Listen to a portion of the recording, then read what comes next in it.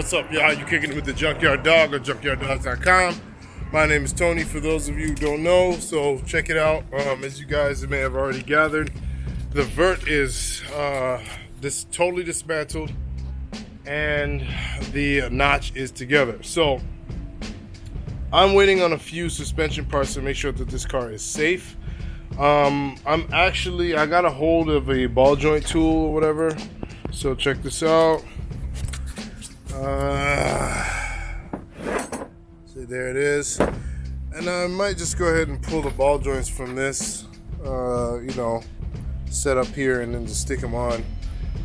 So yeah, that's what we're working with. So for the rest of this car, top is coming off, doors are coming off, dash is coming out, dash wiring's coming out, engine bay wiring's coming out, front suspension's coming out. Gas tank wiring's coming out. Front bumper coming off. Pretty much gonna just strip it naked. I think I was gonna put it back together to roll it out of here, but I think I'm gonna end up hacking this car up instead. Oh, and I gotta take the AC out. So yeah, I finished with that, except for the wheels there on the front. But other than that, I mean, I got a lot of work to go still. All right, so now that that's all said and done, I'm gonna get on that. But I do have to make a trip to the junkyard over to You Pick Parts for some parts for my 67 Cougar. That's another project that I've been having sitting around for a while. So I'm gonna go ahead and put that together. But after today, I'm gonna do 10 days of mayhem, all right? So I'm gonna see how much things I can get done in 10 days on Project Mayhem and see if we can go and see if we can make some amazing things happen. All right, let's go.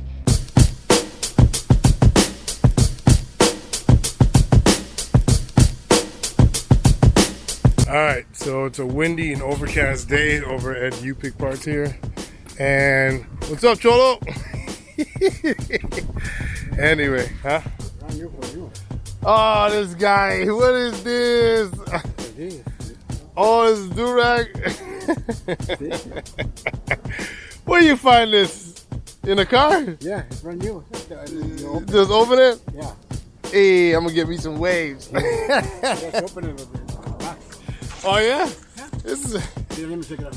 yeah, the stuff you find in the junkyard. Homie Cholo. Bam, the durag. I'm gonna give it to Chuck. Chuck likes waves. That's crazy. Junkyard dogging. Anyway, right. So today I am actually looking for stuff for my 67 Cougar. So I have an interesting swap to do. And this is a Crown Vic. Once again, the Police Interceptor Crown Vic. So for the Cougar, I'm gonna go ahead and pull this K-member. Now, I don't know if it's gonna fit. I don't know any of that stuff. All I know for sure is that this is aluminum and it's a Mustang 2 style K-member. Okay, so as you can see, it's got the the little pocket right here, and it's got a coilover shock. All right, so I can see that the arm here is broke. Got in a pretty bad accident. And then look, the ball joint on the upper arm is broken, maybe bent right there, I'm not too sure. But because the engine's out of this, there's two of them in this yard. So what I'm gonna do is, I'm gonna take the K-member out of this one, since it's no motor in there, and then take the suspension parts off the other car, and boom, we'll put them together and make a complete rear end, because the other car has a motor in it, and that means I'd have to support the motor somehow while taking the K-member out, which I don't really want to bother with. So yeah, let's get to it. We're gonna move on from this one here because it's cracked in there. So yeah, I was in a pretty severe accident, so we're gonna go ahead and walk over to the other car and see what's going on with the other Crown Vic. Because I know last time I came here there was a motor in it, and I don't want to work with a car with the motor in it. So yeah, sometimes when somebody takes something else out of the way in the yard, it works out to your favor. So I'm just hoping that this works out to my favor in this instance. You know, let me get from a while of the way here. Boom, here's the other one. Oh, score. So it looks like somebody came and took the motor out. Dope. So yeah, let's continue just taking this one off. Might be a whole lot easier now that we don't have to do all that extra stuff. All right, let's go. All right, so we got him out. Now you got to figure out how to get him on the truck because it is not light, and I didn't want to disassemble all of that. So I don't know. On to the next adventure. I know this is my home yard, so I can usually get them to bring the forklift. Let's see if I can get somebody to come back with the forklift. All right, so this is the way in this yard when it's heavy. They got guys with forklifts that'll gladly help you out. As you can see, I'm gonna go back the truck right on up. All right. Oh, there it is. Coming home with me. Got it in there jammed up, so let's head out. All right, so we are back at the house. And we got that rear end. I took it to the, not the rear end, that front K-member from the Crown Vic. Took it to the car wash. Gave him a bath. You know, man, like I said, dual piston calipers, nice big rotors. It even got anti-lock brakes if I had to figure that out. Coil over shocks, you know, aluminum, so it's lighter. I don't know, this should be interesting, man. I think I can make that work. But anyway, so here's the task that I am now faced with, right? So in the meantime, I'm waiting. My man Bill K, shout out to Bill, man. He actually sent me some new struts for the car. So I'm gonna use that opportunity when I get the struts, and then I'm gonna replace the tie rods, might as well, and I'm gonna replace the ball joint. So I'm gonna take all that stuff back off again, but whatever, it's all good. All for the sake of safety.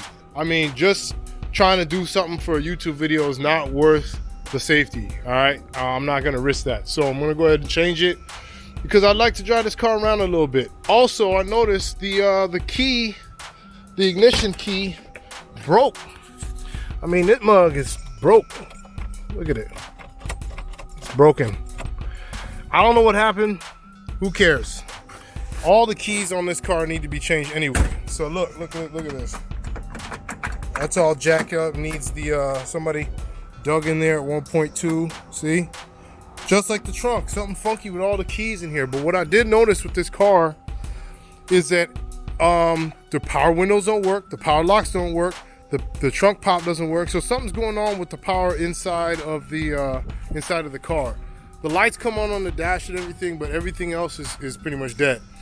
But, so while we're waiting for the stuff to come for that, we gotta figure out how to get this thing out of the way.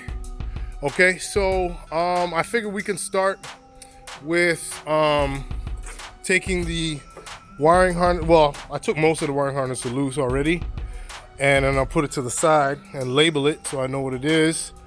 I was gonna junk the car, like put it back together and then junk it, but he's going to the graveyard. So I'm gonna take the AC lines loose. I'm gonna take the whole AC system.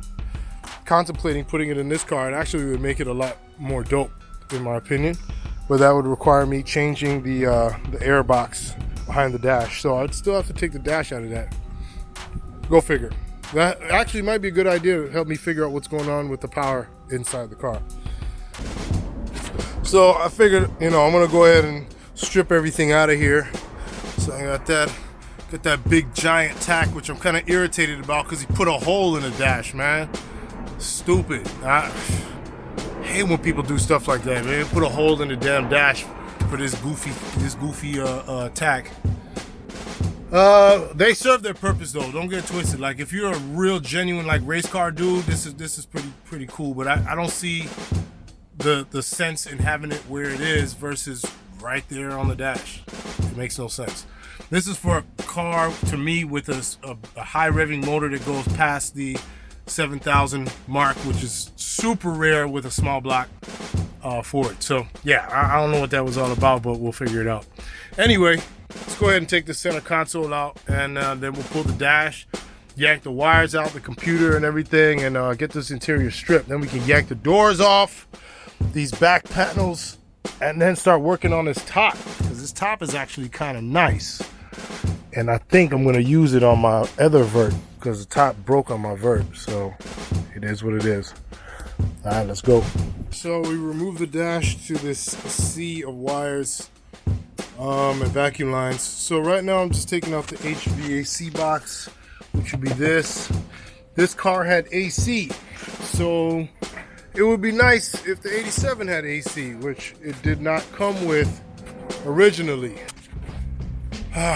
All right, so that's as much as I could get in today. Like I said, I'm just kind of like going through. I could not get the quick connect connection off of the AC line, which is super frustrating. I'm actually thinking about cutting it and replacing the line because it doesn't look too promising anyways.